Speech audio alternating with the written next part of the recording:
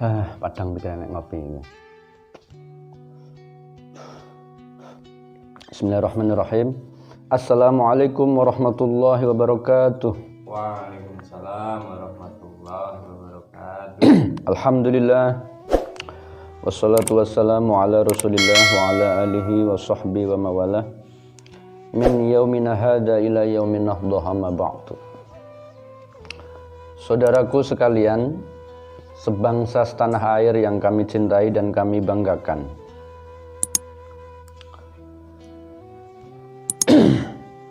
Sebagai ungkapan rasa syukur kita kepada Allah Subhanahu wa taala, kita masih diberi sehat, diberi satu kondisi di mana pemikiran kita masih dianugerahkan oleh Allah kepada kita. Juga nikmat yang tak kalah penting, yaitu nikmat diberi kesadaran untuk menggunakan hati nurani ini dengan baik.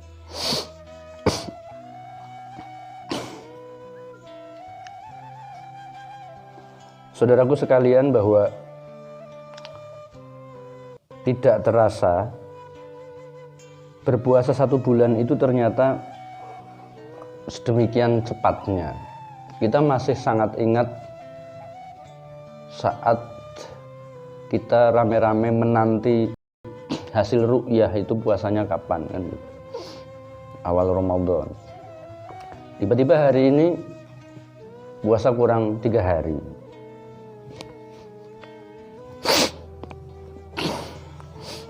Tiba-tiba puasa sebagai tamu yang istimewa itu akan beranjak pamit dengan kita semua.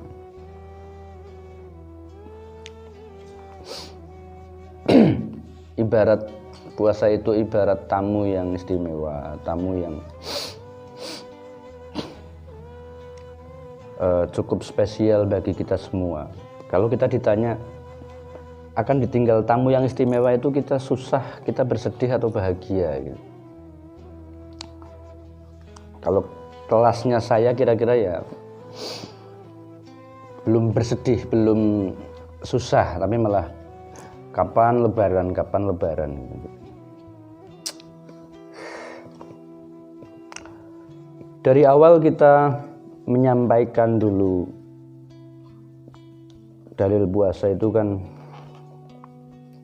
ya ayyuhalladzina amanu kutiba alaikumussyam kama kutiba alal ladzina min qablikum la'allakum tattaqun. Jadi Allah mewajibkan umat manusia yang beragama Islam itu untuk melaksanakan puasa itu. Manfaatnya bukan untuk Tuhan, bukan untuk Nabi, bukan untuk siapa-siapa, tetapi untuk kita semua sebagai umatnya, sebagai hambanya. Tidak ada lain, tujuannya adalah la'allakum tattaqun. La'allakum itu bukan orang puasa nanti menjadi pasti bertakwa. La'allakum itu kalau bahasa kitabnya itu mbok menawa sira kabeh lantaran nglakoni puasa itu menjadi takwanya bertambah. Karena ayat pertamanya itu ya ayyuhalladzina amanu. Orang sudah beriman, levelnya sudah beriman, kemudian berpuasa, maka menjadi levelnya menjadi meningkat. Dari ia sebelum puasa sudah beriman, kemudian dengan puasa menjadi bertakwa. Itu artinya level takwa itu lebih tinggi daripada beriman. Sekalipun takwa itu definisinya itu diucapkan mudah, imtisalul awamir wajtinabun nawahi. Kita bisa melaksanakan secara total apa perintahnya, perintah Allah Subhanahu wa taala, dan menjauhi larangannya. Tetapi dalam pelaksanaannya itu tidak mudah. Kalau bagi orang yang beriman, tentunya bertakwa itu pada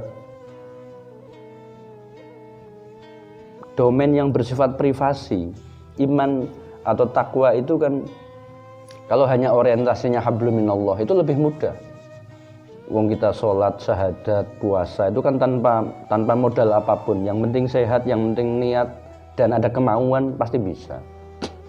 Kecuali zakat bagi orang yang mampu, haji bagi orang yang sudah mampu, sudah berlebih.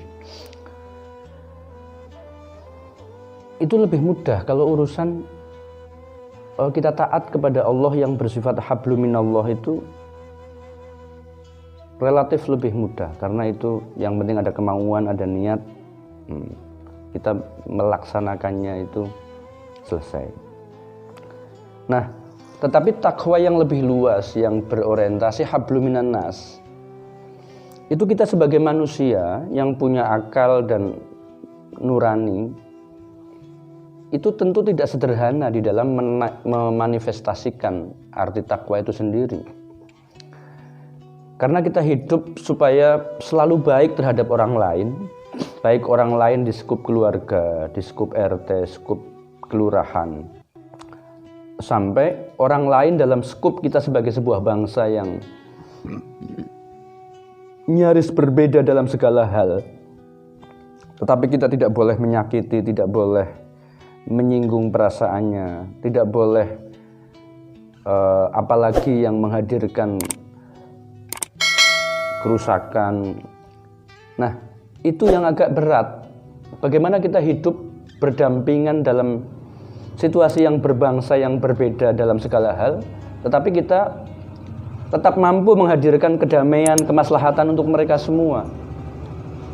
Itu juga manifestasi dari takwa. Nah, itu yang jauh lebih susah. Dalam Al-Quran itu jaminan bagi orang yang bertakwa itu ada beberapa ayat di sana disebutkan wa may yattaqillaha yaj'al lahu makhraja. Barang siapa yang bertakwa kepada Allah, maka Allah akan memberikan makhraja, solusi atau jalan keluar.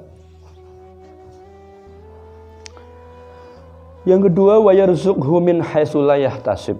Siapa orang yang bertakwa kepada Allah, maka Allah akan menganugerahkan rezeki terhadapnya la yahtasib, tanpa disangka-sangka. Rezeki itu kan maknanya sangat luas. Rezeki diberi umur, rezeki diberi kesehatan. Kemudian kesehatannya itu kita manfaatkan untuk berikhtiar secara ekonomi, secara sosial, secara budaya, sehingga menghasilkan satu aktivitas yang bermanfaat, baik bagi diri kita, baik bagi keluarga, lebih dari itu bagi lingkungan dan masyarakat. Nah, itu semuanya rezeki. Kemudian yang ketiga, yaj'al lahu min amrihi yusra. Orang yang bertakwa itu outputnya Allah akan memberikan kemudahan dari kesulitan atau kesukaran-kesukaran yang orang tersebut hadapi. Karena apa? Dengan takwa itu kita jadi sadar bahwa apapun yang kita jalankan di dunia ini adalah dalam rangka kita menggugurkan kewajiban. Kita sebagai manusia harus ikhtiar semaksimal mungkin sesuai dengan kemampuan kita. Nah, Tuhan itu mengapresiasi ikhtiar kita sebagai manusia dalam bentuk apapun. Nah, karena sadar itu, karena orang yang takwa itu sadar akan konsep itu, antara takdir Tuhan dan ikhtiar manusia bertemu di situ, sehingga apapun yang kita lakukan dan bagaimanapun nanti hasilnya, kita tidak kecewa, kita tidak menyesal, karena ini loh ikhtiar yang saya upayakan semaksimal mungkin dan Tuhan mengapresiasi seperti ini.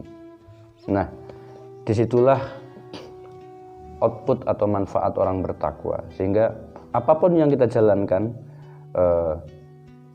tidak sekali-kali merasa susah, merasa berat, tapi tetap merasa mudah dalam segala hal. Demikian yang saya sampaikan, semoga bermanfaat, dan sekali lagi apa yang kita upayakan dari ibadah puasa kita selama 1 bulan, kelihatannya puasa itu adalah bentuk ritual yang bersifat privasi antara kita terhadap Tuhan. Tetapi jika kita mendalami, menghayati makna puasa itu, puasa menjadi ibadah yang tidak hanya berorientasi pada kesalehan individu kita sebagai orang yang beragama, tetapi akan menghadirkan output agar pemikiran dan perilaku kita di saat berinteraksi dengan banyak orang dalam konteks kita sebagai orang yang berbangsa, maka akan menjadi soleh secara sosial, soleh sebagai seorang yang menjadi bagian dari bangsa kita tercinta ini. Demikian, wallahul muwaffiq ila aqwamit thoriq. Wassalamualaikum warahmatullahi wabarakatuh. Waalaikumsalam warahmatullahi wabarakatuh. Alhamdulillah.